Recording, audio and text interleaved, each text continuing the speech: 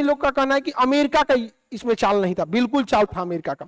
America देख रहा था कि बांग्लादेश कैसे इंडिया को भी बैलेंस कर रहा है, चाइना को भी, रसिया को भी बैलेंस कर रहा है, इसलिए अमेरिका को यह पसंद नहीं आ रहा था। इसीलिए अमेरिका चाल चलने लगा और बार बार बोलता था कि बांग्लादेश में चुनाव अच्छा से नहीं हुआ है। भैया अमेरिका में कौन सा चुनाव अच्छा से हुआ था? ट्रंप तो खुदे आरोप लगा रहे थे उनको जबरदस्ती हराया गया यहाँ पे।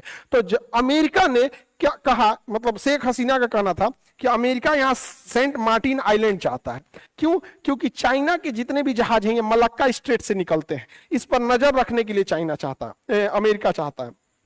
तो शेख हसीना ने मना कर दिया कि यहां अगर अमेरिका को दे देंगे तो भारत भी नाराज हो जाएगा, चाइना भी नाराज हो जाएगा, इन दोनों की वजह से रसिया भी नाराज हो जाएगा। तो मना कर दिया यहां पर। यही आरोप लगाई थी अमेरिका के ऊपर। अभी हाल ही में अमेरिका के डेलीगेट्स आए थे सब बांग्लादेश में। अब देखिए अमेरिका का योगदान कैसे नहीं है।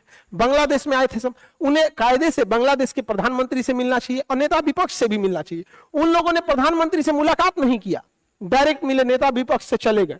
बताइए कोई तरीका है? तो साफ वो दिखा रहे थे लोग कि ये बांग्लादेश में अमेरिका का इंटरवेंशन है। विदाउट अमेरिका का इंटरवेंशन ऐसा हो ही नहीं सकता है। यूएनओ की बेशर्मी देखिए, यूएनओ क्या कह रहा है कि प्रदर्शनकारियों पे लाठीचार्ज नहीं होना चाहिए, ये इनका अधिकार है। अरे ये छोटे प्रदर्शनकारी शेख हसीना का अंडरगारमेंट नोच के लेके चल गए, सब साड़ी नोच के लेके चल गया सब, इनके पर प्रोटेस्ट नहीं होना चाहिए, इनका अधिकार है। और कश्मीर में जब हम लोग आतंकवादियों को मारते हैं ना तो हम लोग पे इंक्वायरी बैठा देता है।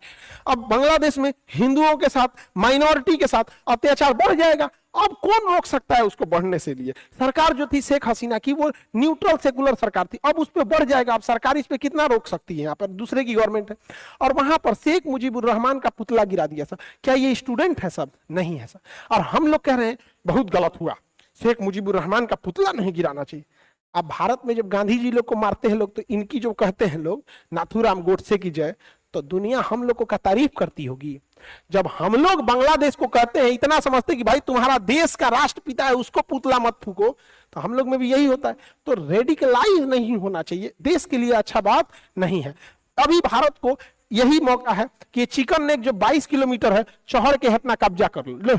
ससुरा तो नहीं लो, या तो शेख हसीना वापस जाएंगी तो हम लोग लौटा देंगे, और नहीं तो ले कब्जे कर लेते हैं यहाँ पे, वरना चाइना यहाँ के बैठ जाएगा। तो यही मौका है बढ़िया से कब्जिया लेने का यहाँ पे। अभी भारत से बहुत सारी कंपनी बांग्लादेश को बिजली सप्लाई कर रही थी, Adani group, NTPC, power grid corporation. अब बांग्लादेश के लोग हम लोग का बिजली फूंक दिया तुम लोग, और 8,000 करोड़ बिजली बिल अभी तक नहीं दिया। बांग्लादेश वाले हम लोग का बिजली दे दो, बिल दे दो, इतना फूंक दिया यहाँ पर। तो आप लोग को ये समझ में आया?